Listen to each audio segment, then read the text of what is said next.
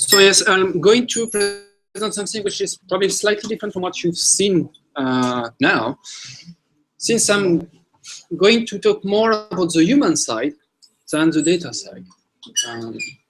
I'm trying to claim that this presentation is also part of this what is called the big data. So you have to spend more time on this big data technology. You know how it is defined with these three V's that concern that data technology has to deal with big volume, wide variety of data, and high velocity, meaning data is changing a lot.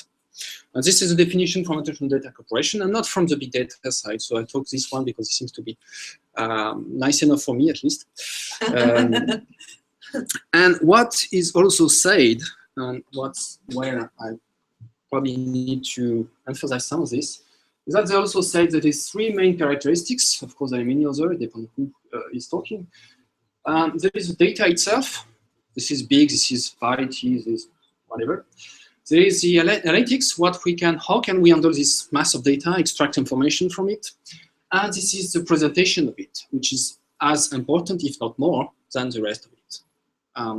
So what I'm going to focus on is more on that. I'm also work on some of the analytics, but it's not the purpose of my talk. I think you will have many of that in the later days. Well, I'm not sure you have more of NLP in the rest. Okay. So here is a nice presentation of data, which is come from, I think, 3 years ago. So now the projection is a bit outdated. But I get this from the presentation by IBM when he was at NCMAG, and I think it was very interesting the way it presented. This is the increase of data with respect to time. And what's interesting here is that while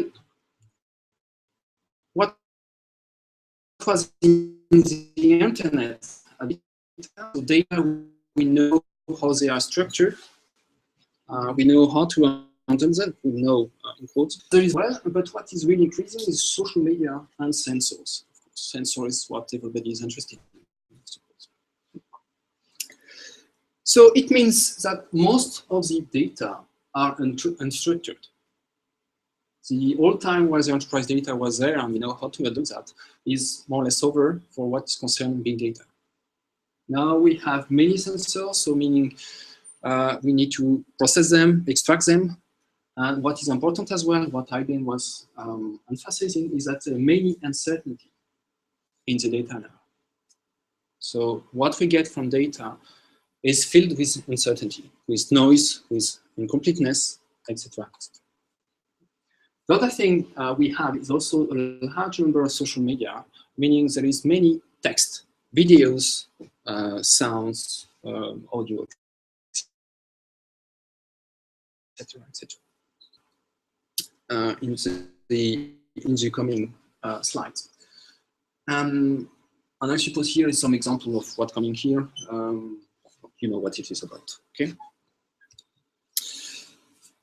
So, as I said, I'm going to focus on the presentation. So when we have all this data, when we process this data, which is plenty of uncertainty and noise, we need to find the best way to present this result of the analytics to the user. So we need to extract the information that fits the human needs. So user here means human, in that case, and the task as well. So if there is, for instance, a decision making to do with that, among all this data, we need to extract only what is useful for the decision for this particular user.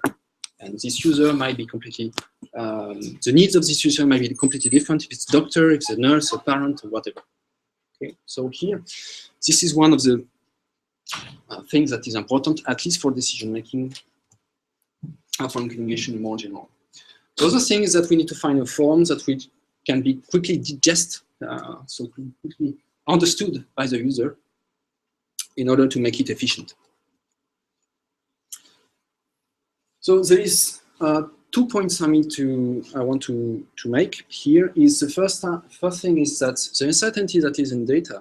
I don't know how familiar you are with uncertainty in data in case.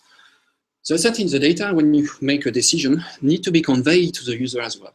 So if I want to buy something in the stock market, I need to understand when the information is extracted, to which certainty the information is, in order to make a decision, a well-informed decision.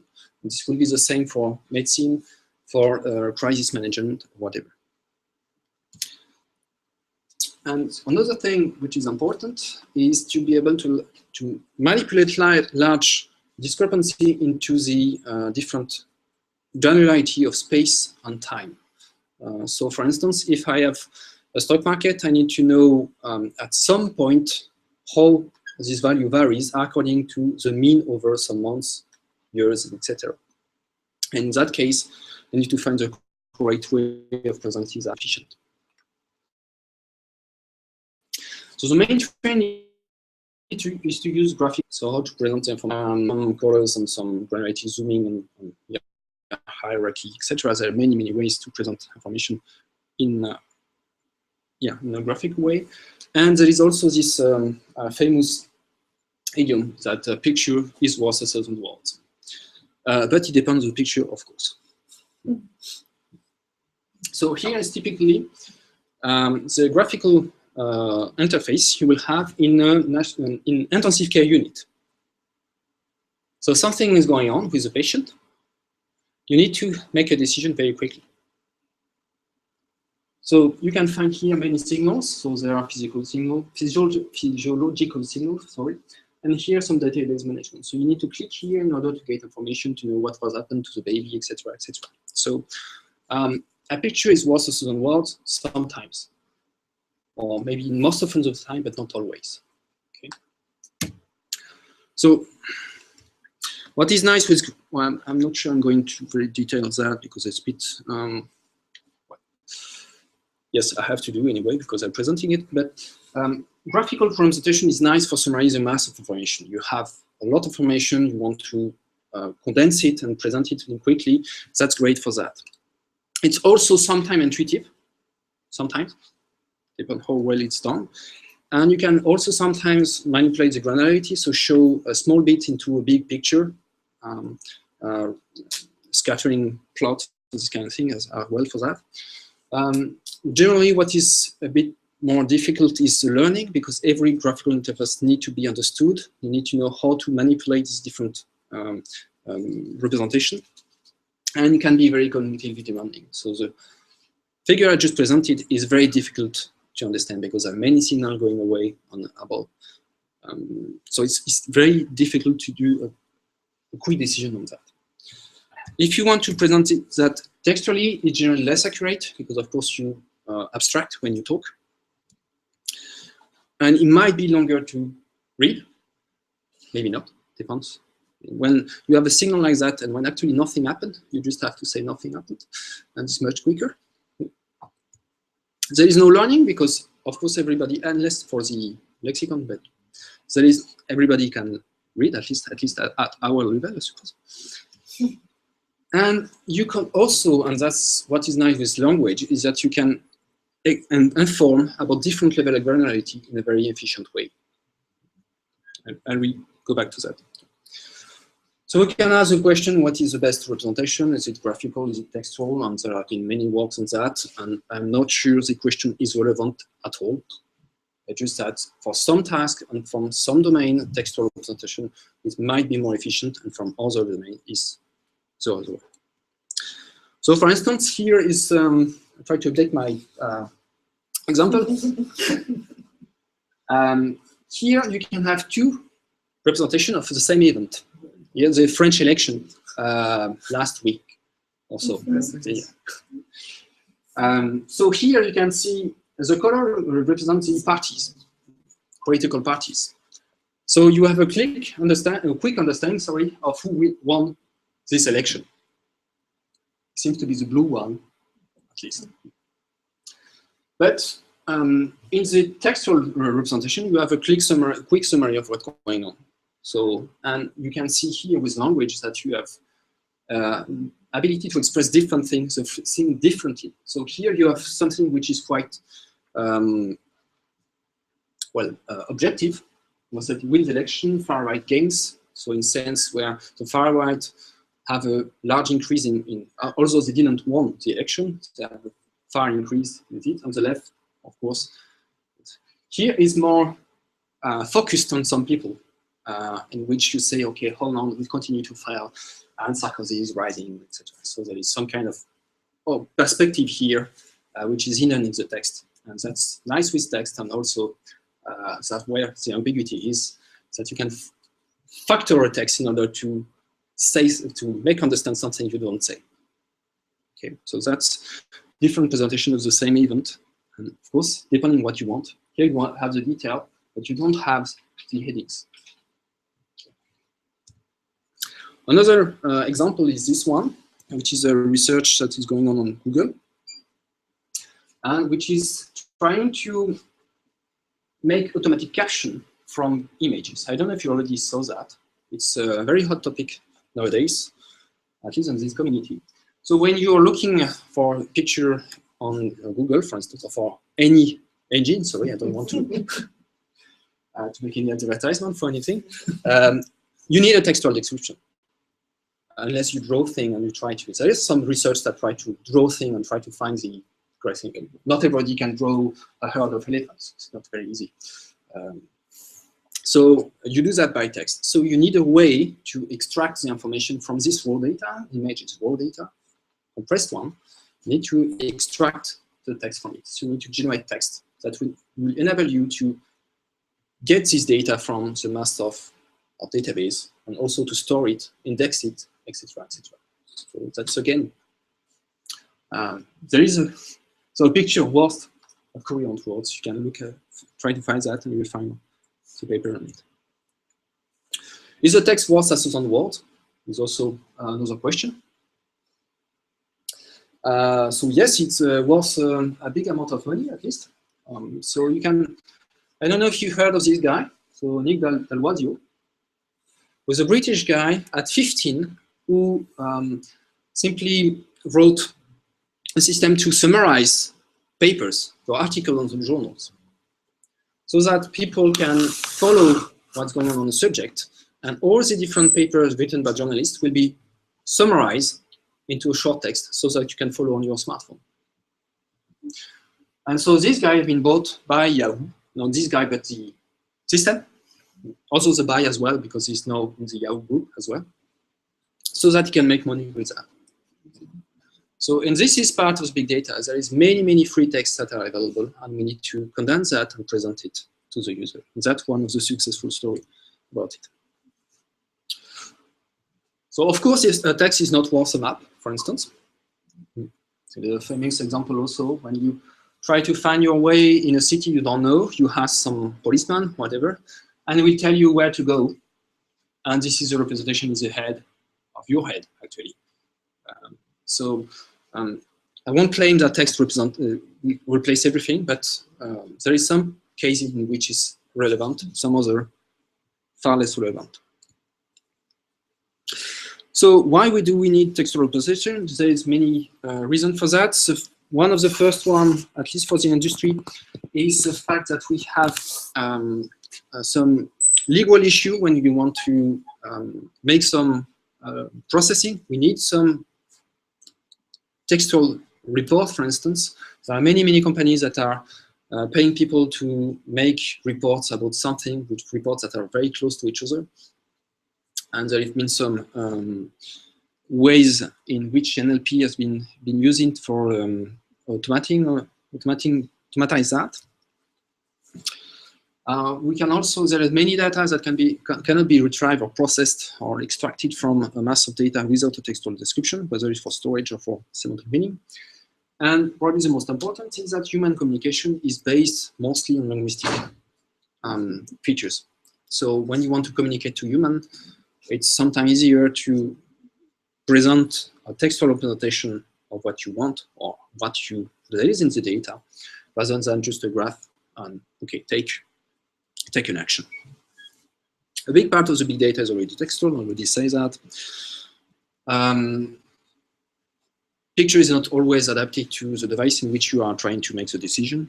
So whether you're driving, and the also nice thing with language is that you can have a text that directly addresses the person. You can use the first name of the person when you send a message, which is something very difficult to do in another way. So you can tailor and advise a letter, a message to the user, to its needs, and to what he's supposed to do. All of that is part of what is called natural language generation. This is the aim of it. I'll finish with my introduction. Don't worry, this is the biggest part of the talk. So the rest will be use this nice technology. So the rest, I'm going to present very quickly NLG. I won't go into the linguistic detail because I'm not sure it's very relevant here. So I'll just present what is the main task on different success. And three of the things I've been doing with NLG, which are somewhat related to big data. Nothing with smart city really, but okay. So you can have a rest. So NLG, what is it? It's formally a system that produces text based from non-linguistic data, essentially. So it's a whole domain in NLP, and what it produces is generally anything that is related to text. So it can be short messages, Word document, thesis, newspaper, whatever. So, and it is, of course, very dependent on language and domain. For nowadays, the energy systems that exist are very dependent on the domain on which they have been developed. Well, yes, I'm scanning this. So the main problem to the energy system is this one. You have a large amount of data. You want to produce a text from it. So there is two big problems in here. So it's classically presented as two big problems. The one is what I should extract, how I should order it in order to have some meaning. So this is what is called the what to say or the macro plan. So how should I extract information from the data? And the how to say it is where there is more linguistic part, is what kind of expression I should choose to express this message, this data. Okay.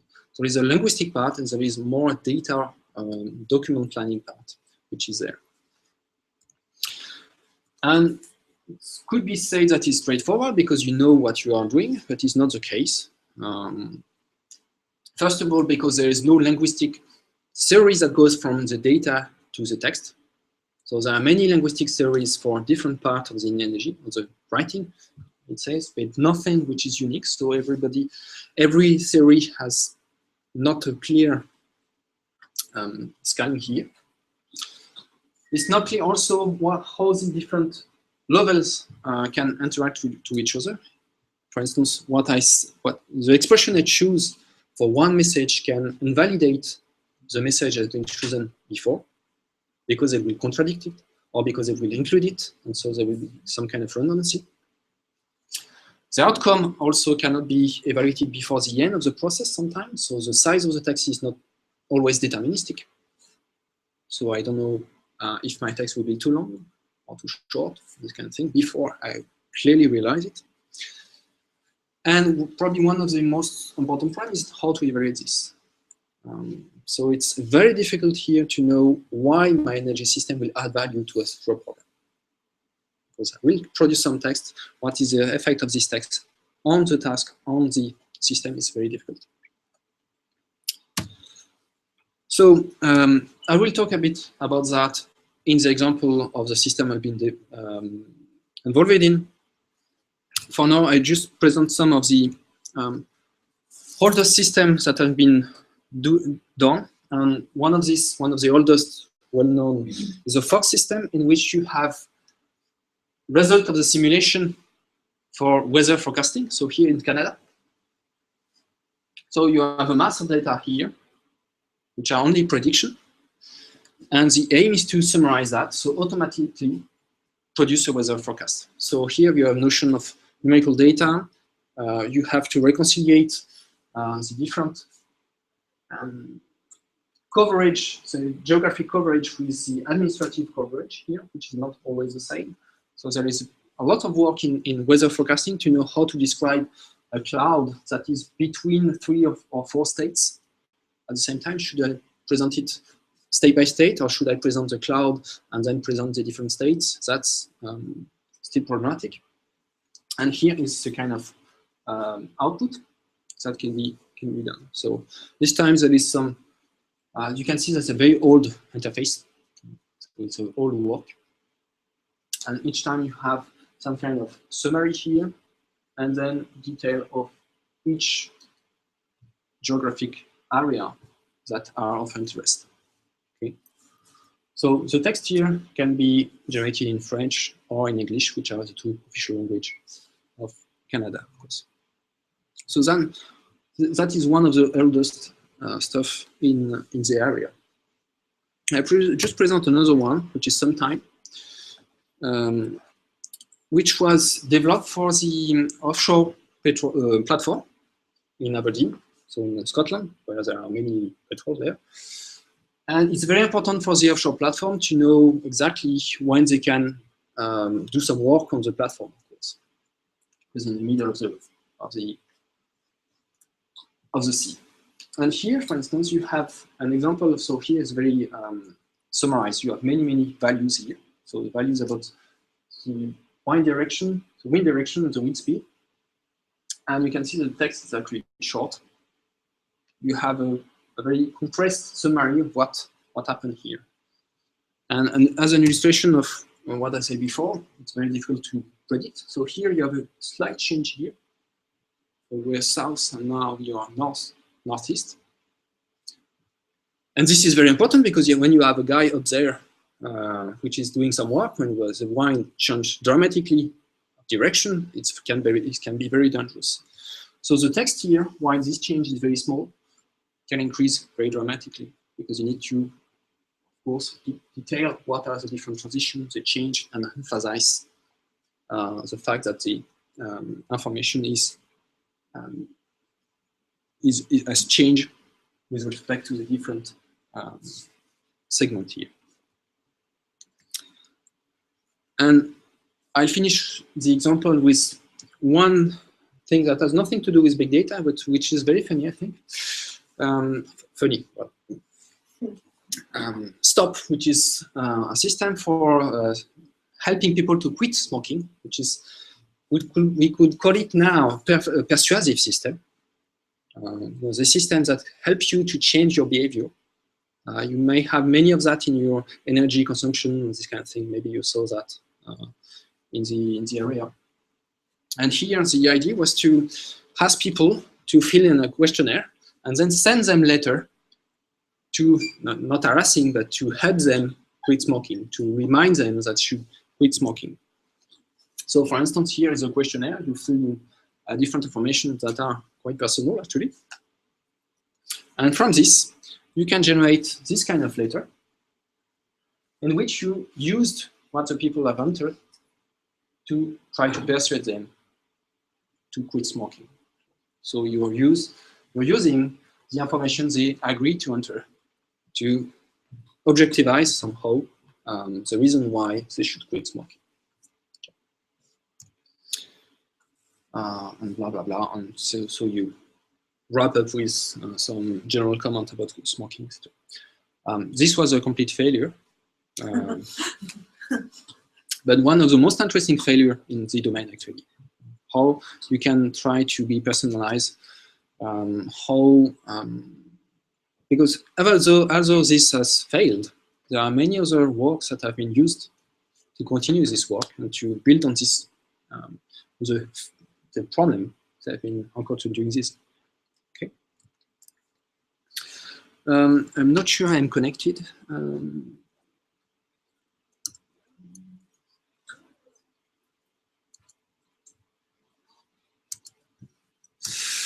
So the energy and industry, just to show that it's not only academic work. There are some companies in the area of energy. One of these is Area Narrative Science on Automatic Site on YESOP, which is a French one of the oldest actually, but I just heard of it recently. And they are, most of them are less than 100 employees, which is to compare with other big stakeholders in this area. And maybe now it wants to work. Yeah, and they all use this kind of thing. Your data already knows what's happening. Now I can tell you. It can help you to generate millions, thousands of failure reports seconds, this kind of thing. And so there is some industries that are working with in this area and that can make some money actually. There are also some smaller companies which are some tens or blah blah blah. Yeah, 5 to 10 people, and also big project in some other companies such as Agfa, Thomson, or even Xerox. So an example of what this kind of industry are doing, and since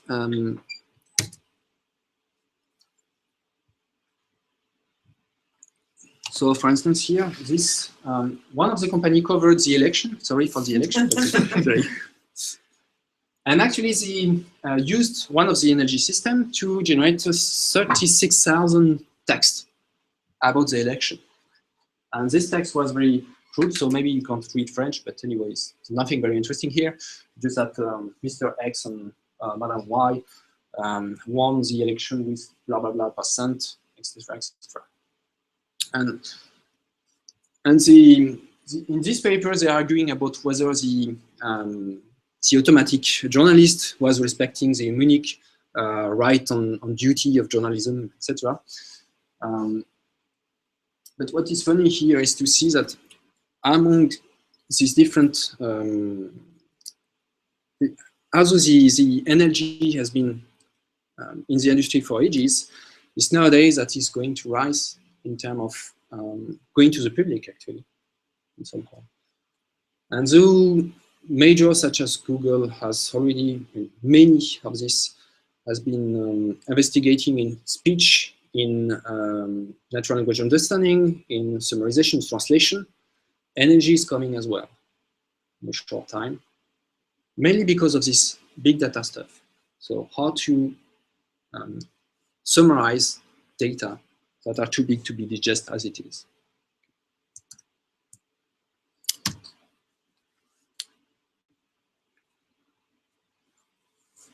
So now, just a small example of works that I've been doing in the league.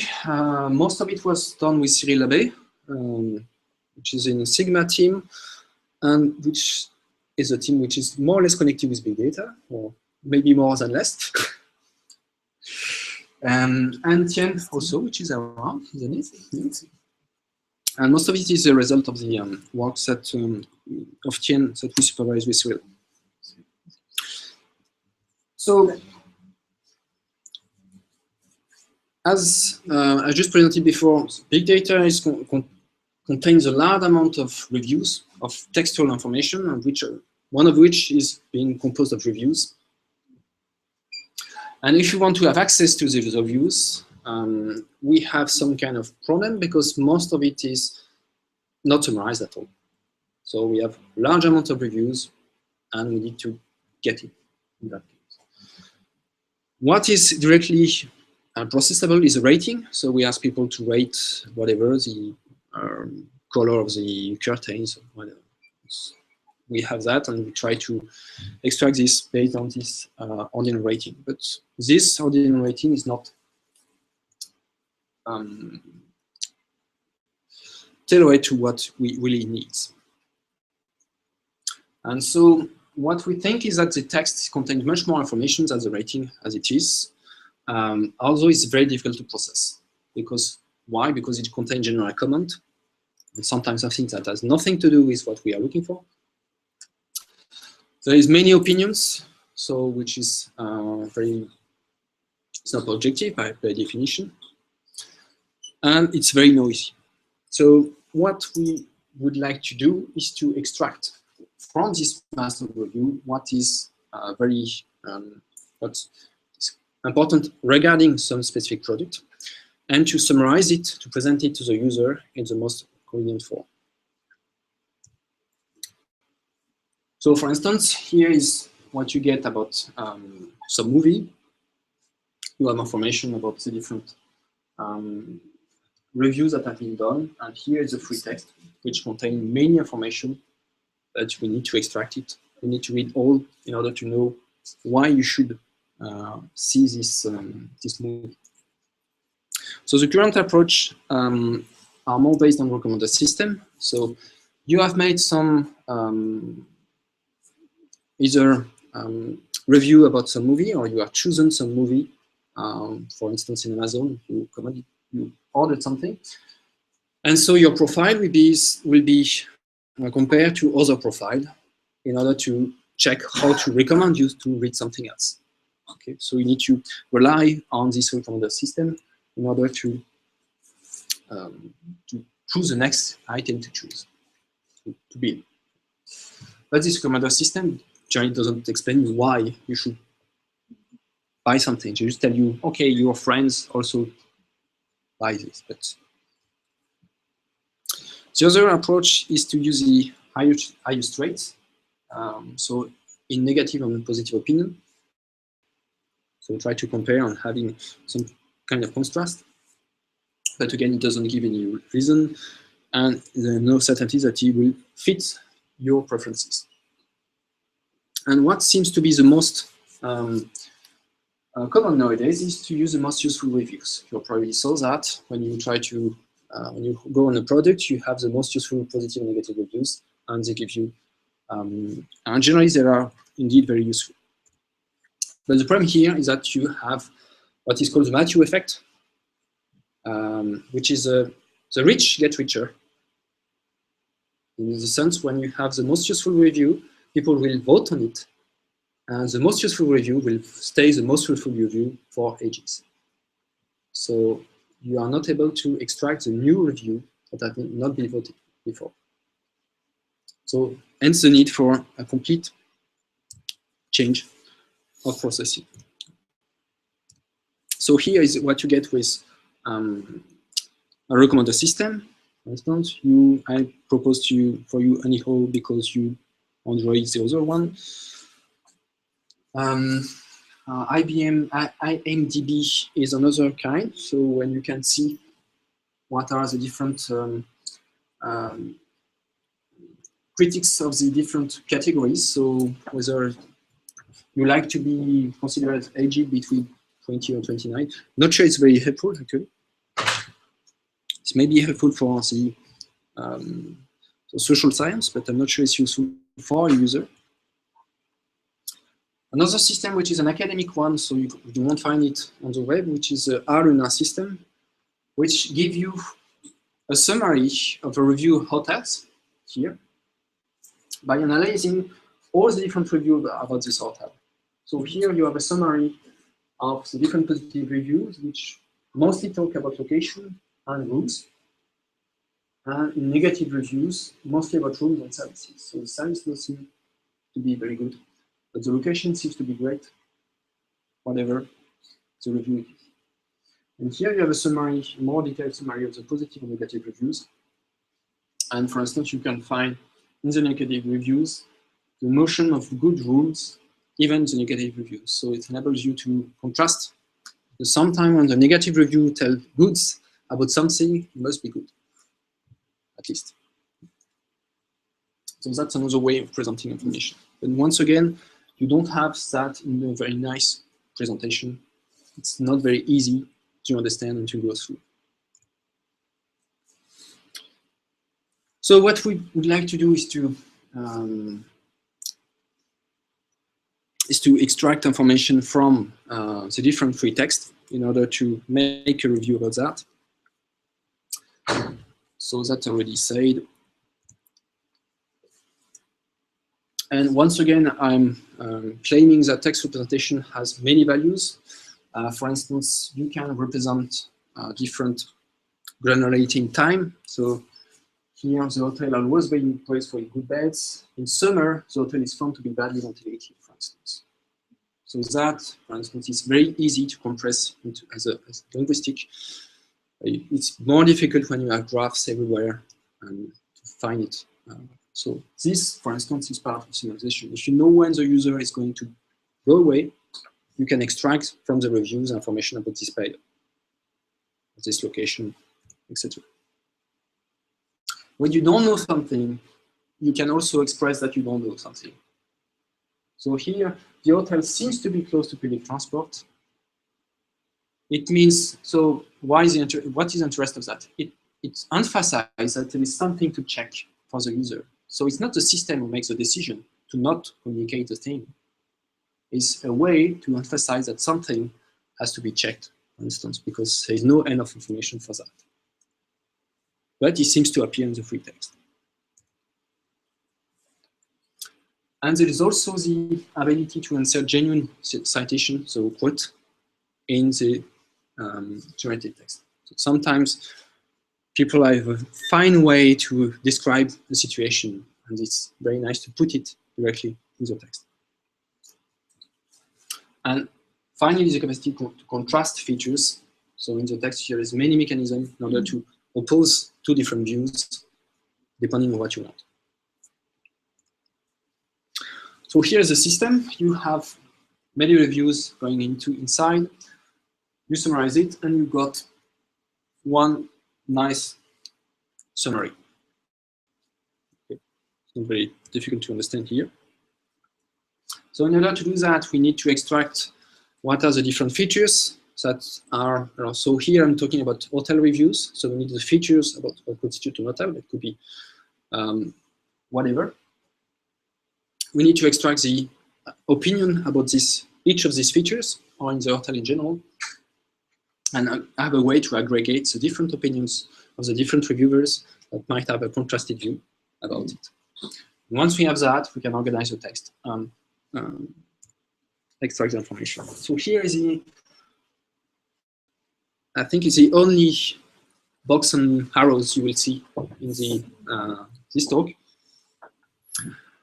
which basically summarize what I'm saying. You have many reviews, you try to extract information, and as in any NLP system, so natural language processing system, you have resources in order to know what an opinion is, and to which extent is a positive or negative opinion, for instance. So here with using SentiWorldNet, once you've got the list of features, you try to aggregate things, so find similarities between opinions. That's again using resources such as lexicon here. And once you've got that, you need to organize your document, what information present first, what kind of conclusion you can have, and this kind of thing. And then you can present it in English, in French, or whatever. So feature opinion, I probably won't stay much in here. Each sentence is like this one, can be processed into what is called a dependency tree, where you try to find what are the different components of this sentence, which is very challenging actually for reviews, because it's sometimes written so badly that it's very difficult for a parser to know what is related to what. It's very ambiguous, but going to this kind of dependency enables you to attach the different adjective to the different possible features, because otherwise the staff were very friendly, the were very modern, uncomfortable. You don't know if the arm here is related to that and that, or if both are contained into. So it's enable you to make a choice in that in order to attach different adjective to the correct noun. Once you have identified your adjective, you can select among the different possible explanation of this adjective, which is the best, because there is some ambiguity in the adjective. We don't know if an adjective will be positive or negative depending on the situation. So there are, again, resources in order to check which one is the most adapted to the current situation. So here is an example of output. So we generate that from the different data, and well, it's a very simple text. So an hypertext actually, where you can find a justification for this great, for instance. So most people thought the location is great. The detail will give you how many people actually thought that. in order to know to which extent you can rely on that. So the question then was how to evaluate this. It's nice, you have text, and you can do some summarization from reviews. What's the use of it? Is it interesting for you, for people? So it's again very difficult because we don't have ground truths. There is no one way of making a summary. There's no one way of describing or summarizing data. So the way we did it was to present different possible summarization, either using the most useful review or the RNR system or the system Etienne just developed, and ask them about the usefulness of it, the effectiveness, so comparing between the three. We asked several people. And once we have that, we try to check the intrinsic quality of the summary for our system. So that gives you that graphs with bars, which mainly say that, so type 2 is the RNR system, type 1 is the most useful review from this hotel, and 3 is the system we developed. And you can see that the RNR is the one which were 4 square is very difficult to understand, which is not surprising because there is bits of words with number. And that our system seems to be very easy to understand, as well as the most useful review, which is quite interesting, at least for us. And that we were somewhat good in terms of informativeness, which is a very interesting stuff for this kind of task. So in short, people were more or less happy with that, although we have many improvements to do. I probably won't talk about that, so that's the linguistic qualities of this. We are not bad. So to go further on, because Genevieve asked me to relate things with Alicia somehow. So here it is. Thanks to have listened to them. So there is a step further to personalize more the text. The text for the moment is quite static in terms of it's very informal. So we need to formalize more. And the way to formalize it is to use the request of the people. So when you do a request for a notaire, you know what the people is looking for. So you can present it based on the request. This is classical question answering in NLP. And we are trying to investigate that with Alicia, within the Alicia. The other thing which is that I didn't present it here is how to extract the sentences from the people. So you may see in some website quotation of user. It's a marvelous system. Our holidays was marvelous because of that, etc., etc. So supposedly spontaneous stuff. Okay. So what we are trying to extract is to check how we can build a summary and use this summary as a context of a quote in order to add some spontaneity into the text. So it's some kind of a hybrid abstracting, extracting information, summarization. And it's something we've been doing with Vinicius from UFRGS, which is what do I use? Urgs. From there, okay. Which was supervising the Brazilian side by Dante. And the other thing is to improve the opinion mining, which is a very hot topic in NLP nowadays. And we are doing that. We are been working with that with Karin Baker from the same place, you just say. So there are projects ongoing. That's yes, that was important. Great. Okay. So how much time I have left? 15 minutes. 15 minutes? Right. So we'll now switch to something which is completely different, but cutest. In sense where we try to create something I've been doing in Aberdeen when I was there, so it's quite some time ago, but it's a very cool application. in which we try to summarize a lot of physiological data. So actually, this the figure I just presented at the beginning of the summary, how to, from this very complex figure, try to summarize stuff in order to, for different actually audience. So what I put here, blah, blah, blah, what is left here? Yes, that's much better. So the aim is to build, was to build 3 systems. One is called BT Nurse. So we want to make report for the nurse that take care of some babies in an ICU, so an intensive care unit. So why doing that? It's because nurses write reports, so shift when there is a handover. Because a nurse is not 24 hours in front of the baby, there is shift at some point. And we want to automatize some of this shift in order that no information is lost between the handover, because sometimes that happens. The other one was BT Doc, in order to give more information which is based to help decision making. So extract information in order to make a medical decision. Yeah, that. And the third one is probably the more, actually the more important, is a BT family. So here is to provide information daily to the family, which is not, so when you have your baby in the ICU, you want to know every time what's happening. So, and you of course ask the doctors, the nurses, everything.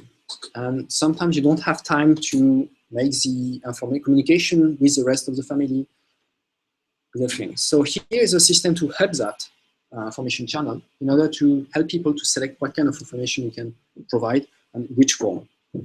Okay. It's a very dense thing. So here, what is important is to build a system which is tailored to the audience. So what I'm going to present is the first one, what is called BT45, or Baby Talk, not the phone operator, which try to automatize the summarization of 45 minutes of NCU data. So here is the kind of environment in which babies are. So the baby is here, and you have the incubator, and you have many, many systems that are attached to the babies. And you get all the information here. Every second, you have the temperature, the heart rate, and this kind of stuff. And at the same time, the nurses which are here enter many information about what he has had, what kind of medicine have been doing, and lot of the ICU are going to be paperless actually. So there are more and more information in this kind of environment. So more and more information we can summarize. So here is what we try to do. So here you have the input. So some physical data, and here a human text. So a text written by human. And you can see here what is in yellow is what is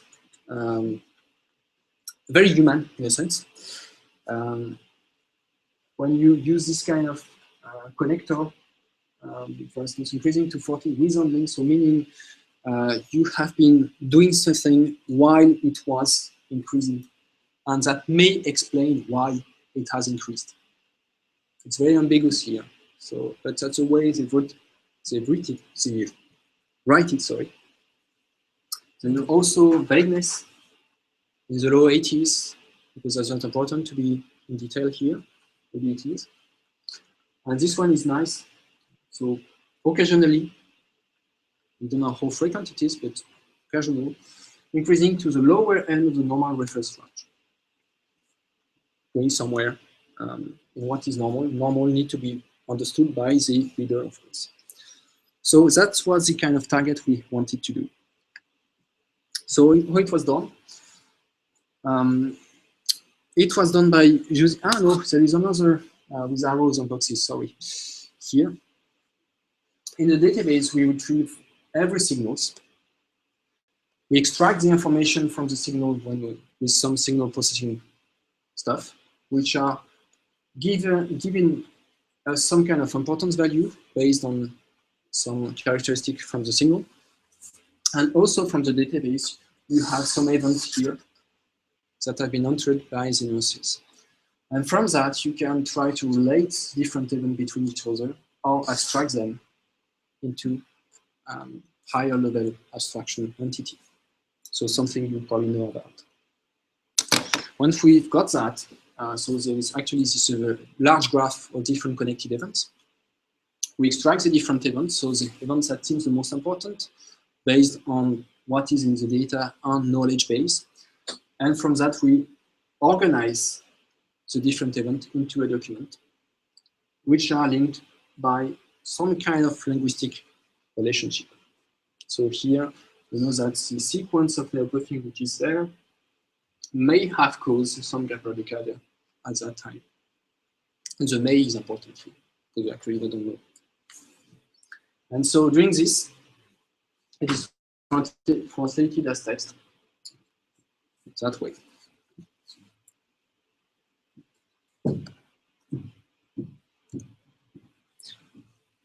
So here is an example of what's going on with the data. So you have your signal here, signal extraction. From this signal, you extract many events with some important value here, and you organize them into, you try to relate them in order to make a causal, no, it's not a causal network, but a related network that way. Probably skip that because that's more detail. And I'll probably skip that as well. Going to the evaluation. So again, the evaluation was difficult. So the way it was evaluated, so it was the effectiveness of the text with respect to what they usually do. So the idea here was to present from the same kind of data, a graphical representation, a human written text, and the text what was generated automatically. And ask these different doctors and nurses to make decisions based on that. And then check if the decision is coherent with the different situation. Yes. Okay. So we had 35 practitioners, 24 scenarios, some action, and here are the condition: so J graphic, H human, and C computer. So the graphical representation, you know about that. So here is the background. Here is the figures, and you can click on that and have information. And here you have 3 minutes to make your decision. So given that, what I should do among these different actions. Okay. So 3 minutes was a way in order to make the action. And the textual representation was that. So just replace the graphic with the textual representation. Of course, the participant did not have the same scenario. There is some kind of Latin square in order to make sure everything is mixed. So what you have at the end is some action for which the graph, for instance, so the computer was the best for reporting about blood support pressure, while for the extubate, for instance, it was the lowest. And also what was for the monitoring of equipment, so check if the equipment is well attached or there is something to redo with that, it was not good as well. So overall, the human text was giving the most efficient decision behind that. So again, support for the idea that textual representation might be more efficient in terms of decision making. But overall, the computer and graph gives the same overall results. So it was quite nice, at least that the computer text was so close to the graph in only 1 year of development. So what came out of it is the fact that it was possible to generate effective summaries. So summaries that gives nice decision based on the data.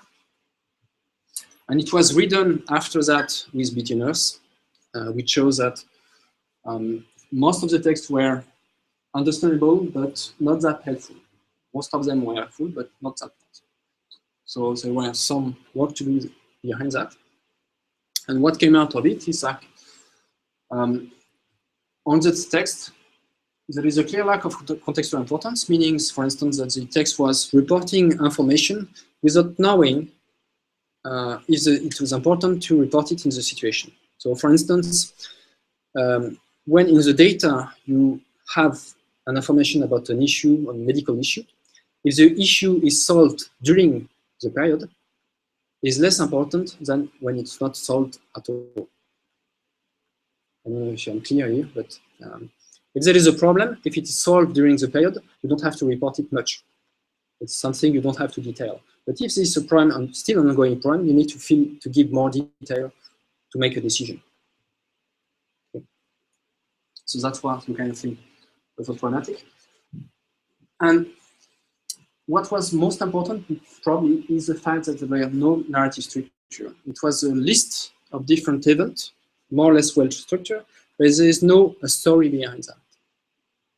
There's no explanation of what happened, how the different people were working together in order to be in this situation, and how this situation could be resolved in the big picture, actually. So from this, we had the idea to try to generate stories from real data. So rather than having reports, can we, from the data, extract who was there, what he was doing, and present it in the shape of a story? So with an introduction, with narrators, with different characters, etc., etc. So that's another thing where Geneva, I suppose you might be interested. There is, so this is being supported by CONACYT, actually, through the thesis of Belen, which is there. So I'm not sure I have time to really go into this. Maybe I will show you the picture, because there is a nice picture here. Okay. So stories is something which is, we all use stories when we communicate. You tell your days, you explain something using stories everywhere in human communication. So the motivation for that. Most of story generation is in creative domain. So I invent tales from some data. So here we try to be real data, so meaning there is uncertainty, open world. We don't have the knowledge of everything, and we don't know the intention of the different characters, which makes a big difference when we try to relate stuff. Blah blah blah. Maybe maybe this is maybe more intuitive. So what we try to do is to get data from people going ski touring. So they go into them. We are in Grenoble, of course, so we try to find an application where it makes sense. And so what we've done is to ask people to go move. When people go upstairs, we ask them to go with some sensors that we record all the different sorties. We ask them to write a summary of their story of the sortie, and so that we try whether we can test whether we are able to reconstruct the story, the whole story of the sortie, and check if it makes sense in that case.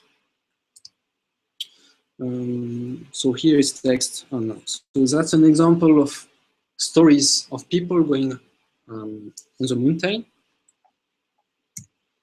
A lot of stuff. Another box and arrows where you can go. Maybe there. So here is the data collected. We extract different information about whether it's an ascent, a descent, a pause, a break, whatever. Whether it was tiring or not, this kind of stuff. And then we try to organize that data through what we call a task model, because at least the ski touring is an activity in which you can define the different steps of a sortie. So that helps us to organize the thing and ensure coherences in here. And once you have that, you can describe the sortie using some kind of story processing. So for instance, you define what it is to having a starting point. So go from somewhere to somewhere else. So you will have some kind of introduction and some kind of conclusion. So that makes a story. And then you have different plots. Sometimes you have accidents, sometimes you have,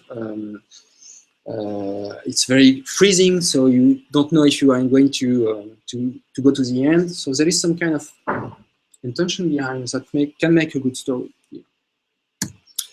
And so we evaluated it with some speaker, asking them whether they are able to reconstruct the story from the text, whether it's a human one or a computer one.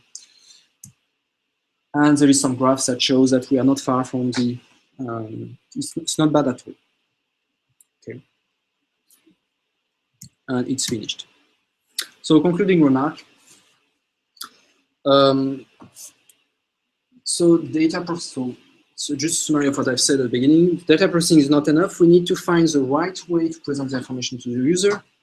And we claim that textual representation has its place, a role to play, a big role to play actually in this, in order to support decision, for data storage, for reporting, whatever.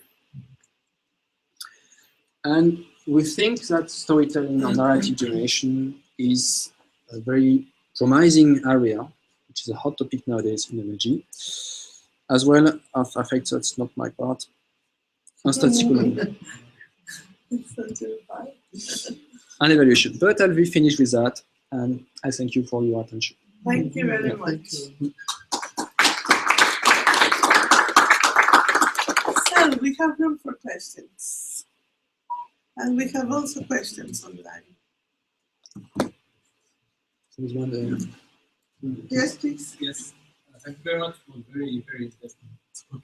Thank you. And my question is that is there a kind of common framework or common template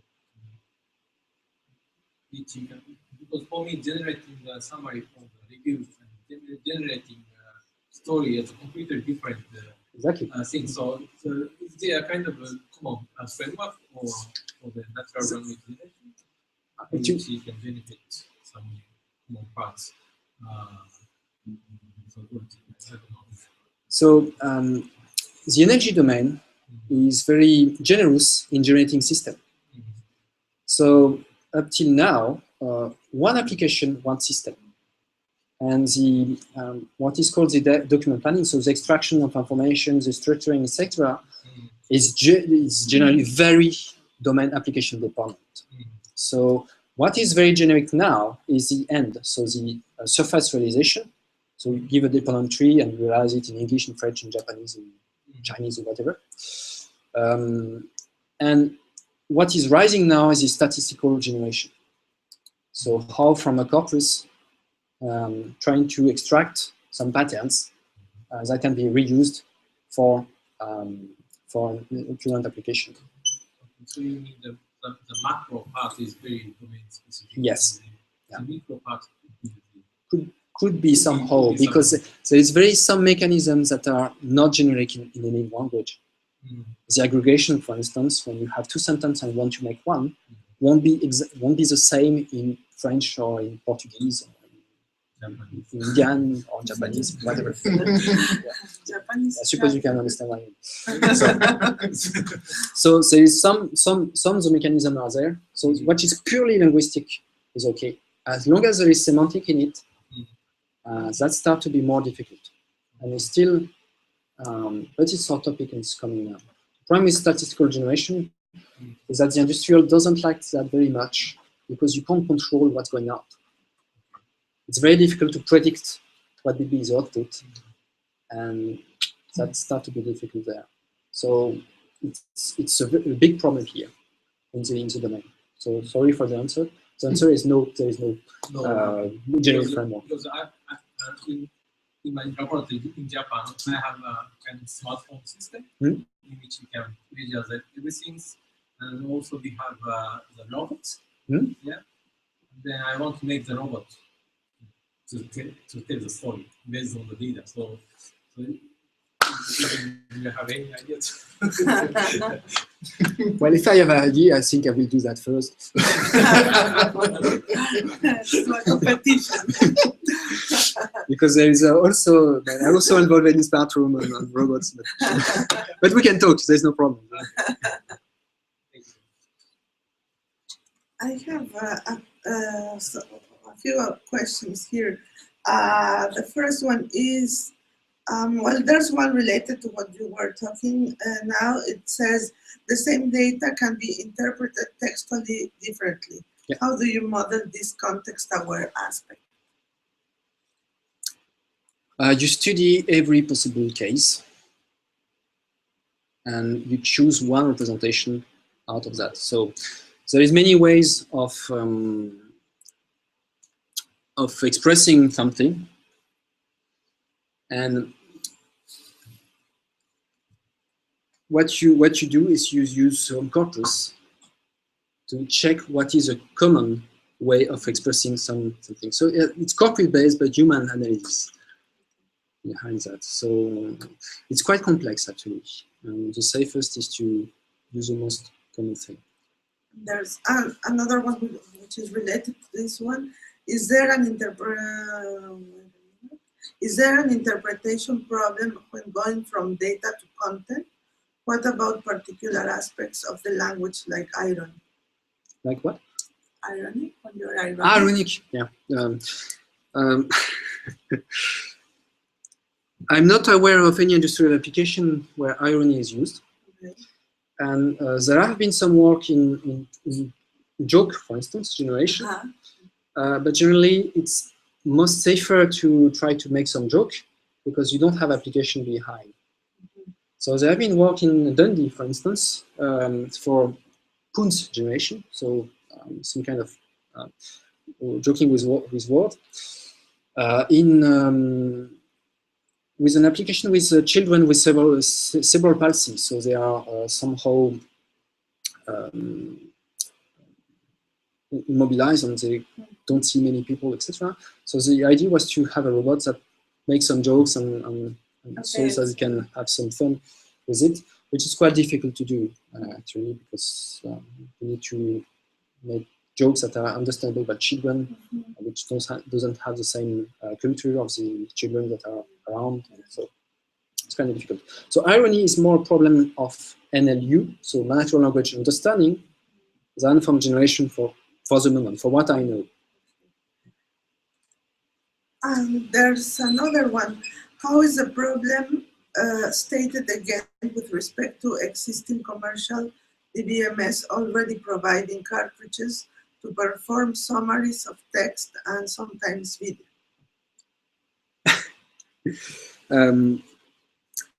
The commercial, for the one I know, the commercial one, are not so interested in having a generic solution. They are completely in the problem I just presented to have something which is based for one application. And for example, the example I gave for the election, for instance, which is coming from commercial companies, is very, it's not flexible at all. Well, you can merge things. Actually, it's related to what we call shallow generation, in which you have some patterns, and you fill the holes, and you try to have some connection, and so you can generate here. In a system like the Baby Talk one, that was, you won't have the same output if you add one data in the text. It can be completely differentiated. You don't have this predictability, because in commercial, you want to have a very nice predictability of things.